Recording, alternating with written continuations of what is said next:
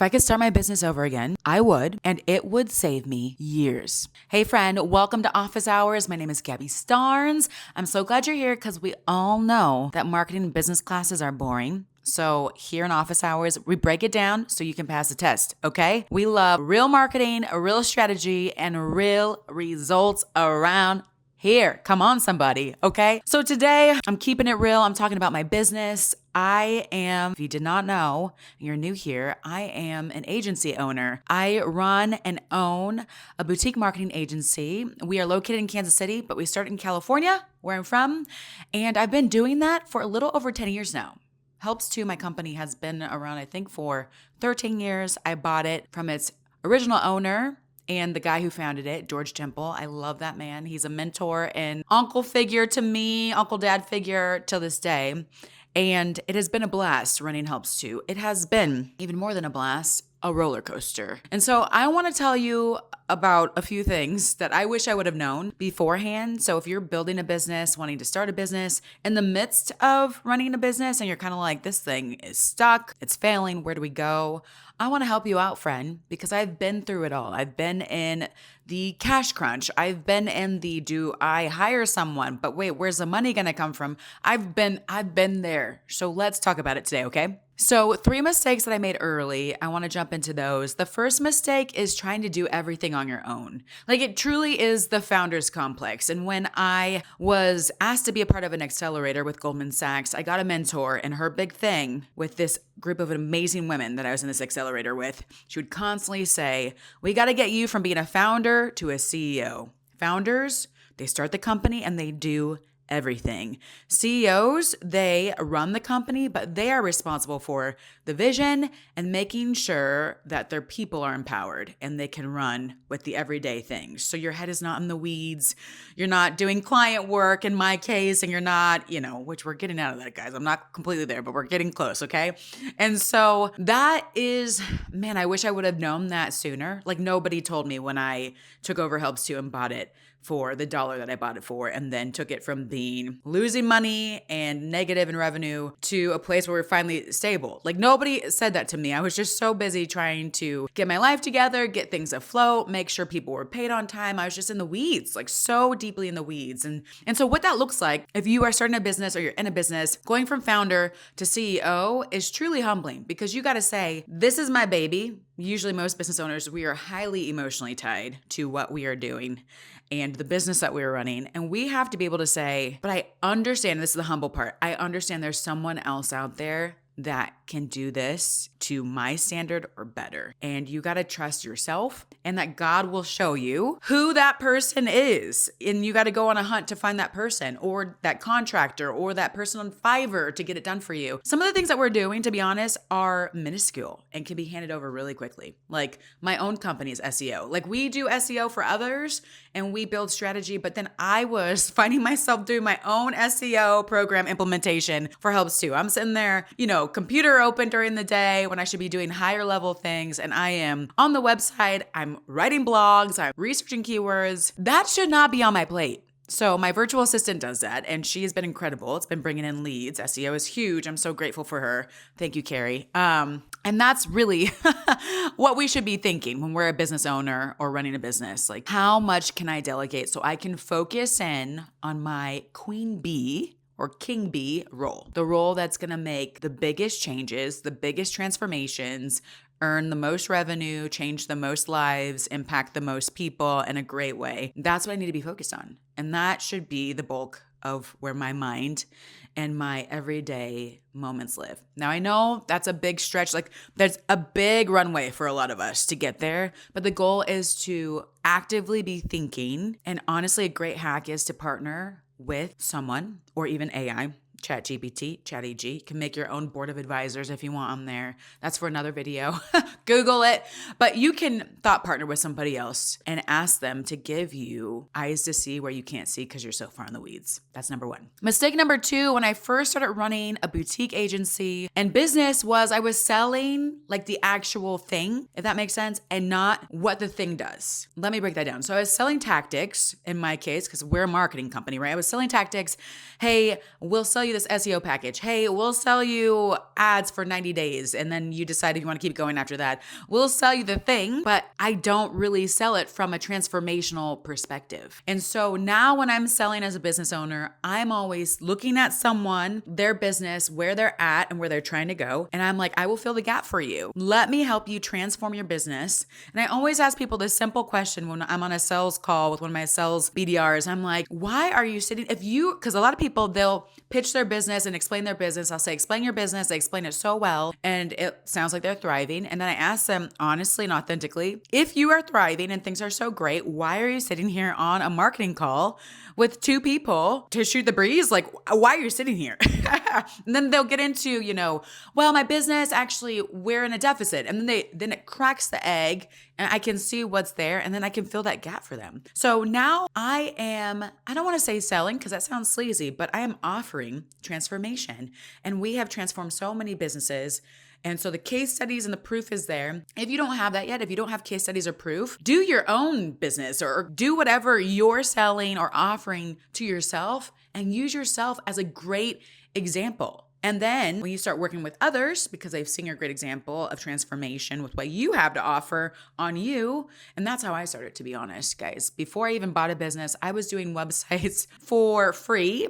I'm a designer at heart, and that is where I started in the industry of marketing. And then from the free aspect, I started charging $500 a website. This was a long time ago. And then more, and then more, and then more, and then more. And then we're in an agency framework now. So it's different. I got to pay other people to do it because I'm not doing that anymore.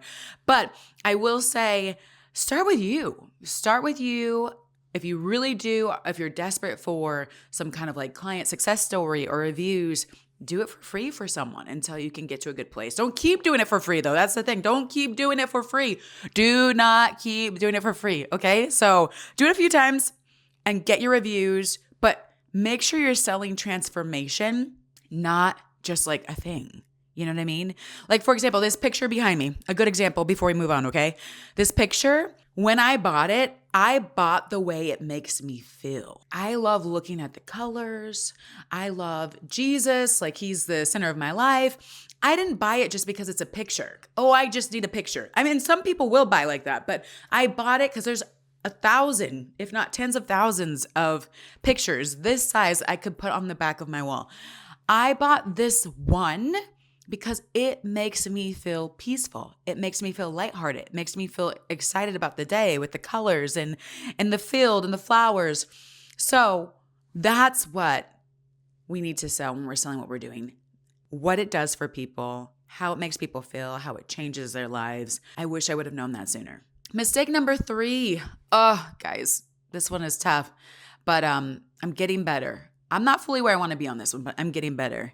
Mistake number 3, I would avoid truly looking at my cash flow and my revenue like coming in on a consistent basis. I would avoid it because it was scary. Like you're a business owner and like you got to pay. I inherited like 3 employees when I became a business owner and I was in my mid-20s. I was feeling overwhelmed and I was scared to look at the finances.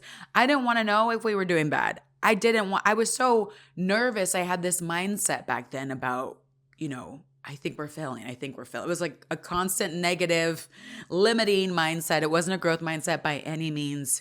And so I would avoid the finances. I would avoid looking at them. I would avoid sitting down, budgeting, making sure that the budget matches what's going in and what's coming out. I would avoid it. And that got us in a lot of holes and it actually held us back like a lot because I couldn't actually make great decisions because I wasn't looking at the finances. And so I wish I would have read a book. I'm not sponsored by this book by any means. Profit First, just Google it. I think it's by someone named Mike. Forgive me, but Profit First. That changed my life. To be honest, there's a framework in like the first few chapters and it talks about how to split your money based on what you're bringing in every month. And so if your business is making a certain amount, I believe, when you're first starting, the percentages are, because remember, your business is for you. It should complement and support and undergird your life versus you work for your business. Like, what is the point of having a business if it's just like another 9 to 5? You just slave, slave, slave. And there will be moments where it feels like that. But like the goal is to get to a place to where your business supports you, your life, your goals, your flexibility, your schedule, not the opposite. Okay. So when it comes to profit first, I have to say all that to say this. I believe when it starts out, the lowest model of how to distribute your revenue coming in, 50% goes to you as the business owner. And then I believe 15% goes to taxes. So now we're at, 50, 65. And then 5% goes to an account, which is called your profit first account. And that is an account where you don't wait to profit. You intentionally say this money is going here so that at the end of the year or the end of the quarter, however you want to tap into the cadence in which you want to tap into your profit first account, when that happens, you can use that money for a project, for building the business, for your vacation. It's a profit first account. You can do whatever you want with it to propel your life, to undergird what is going on in your life. You can give it to your employees, whatever you want. It's up to you. It is up to you. And so we're at 70%. And the other 30% is for expenses. And the huge concept that I wish somebody would have told me a lot earlier is that you do not go out constantly trying to find more money and more revenue to pay for your expenses. It's actually flipped. So your expenses should actually complement your revenue. And what the book says about this, and what I mean when I say that, is that if you are bringing, let's do just a small example that's simple. If you're bringing in $10,000 a month, 30% of that is $3,000 a month. And that should be your expenses. So if your revenue happens to go down by chance, that means that you need to alter your expenses to fit that new 30% that should be your expenses. So $3,000 is for your expenses at $10,000 a month in revenue. If your expenses are more than that, you don't need to go get more revenue, because that, my friend, will keep you on the wheel, the little rat wheel, and just keep spinning. And you're always freaking out as a business owner, always stressed, always wondering where the next client's going to come from. You have desperate energy on sales calls, all of that. I know, because I was there. I'm not there anymore, thank God. But instead of making your revenue fit your expenses, you cut back your expenses to fit your revenue. And it is not always easy. I've let a lot of people go, or paused contract relationships with people, or had to cut things. I've had to do that until we got our revenue game up. And it's not easy. And the struggle is real. It keeps you sane. It keeps you excited. It keeps you feeling a sense of relief. And it protects how you pay yourself. All of that. It does a lot for you as a business owner. It does a lot for your business as a business. So if I could go back, I would play by those rules, those distribution, rules of 50% to the business owner, 30% to your expenses, 15% to taxes, 5% to profit first, your profit first account. So that's what I would do.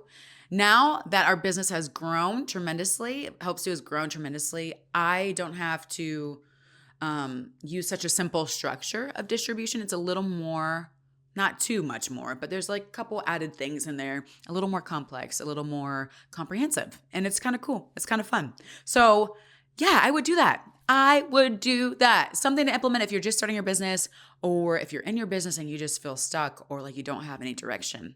That's what I would do. So that right there, those are the 3 mistakes that I would constantly make and was making as a new business owner. If I would go back, I would completely change those. I'd probably skip years of strife and confusion and lack of clarity and of non-growth. I would skip those, and it would be amazing. So I'm handing those over to you as someone who has been through the fire and been on the roller coaster of business. I could probably go on for days. For the sake of office hours, I'm going to keep it to the 3, okay? And yeah, I'm tempted to keep going, but I'm going to keep it to the 3. If you need help structuring your business, your girl is here for you. In the description of this video, you can find a link to basically sign up for a consultation with me. And I also have an ebook if you are struggling. Like if you're like, hey, Gabby, I don't want to do a consultation. I'm not there yet, but I do want to build my business. Not a problem. I got you. I have a 90-day pipeline strategy book, which is a PDF. You can download it below. You can find the link in the description. What that does is it helps you fortify your business. It helps you get a strong revenue model and actually promote your business in a way. And there's a little chart, depending on what kind of business you are in the book, you can find and see what you should be doing. But I hand you over the strategy that I have used with countless other companies. Helps to has serviced over 50 companies. And I've worked on my own and ran Helps to at the same time. It's kind of crazy. We're not there anymore. But I have worked for other businesses and I've helped them garner $3.1 million.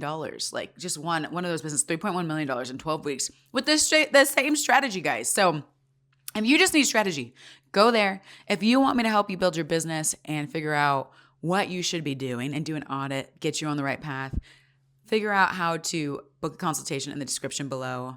And guys, I'll be here. Let's just hang out. Make sure that you subscribe, become a part of the Office Hours community because listen, classes are boring. We know the truth. We want real results, real strategy, and real marketing. So we're here. All right, guys, I'll see you later. I'll see you in the next video. Make sure you implement your office hour training and let's go. I'll check you later.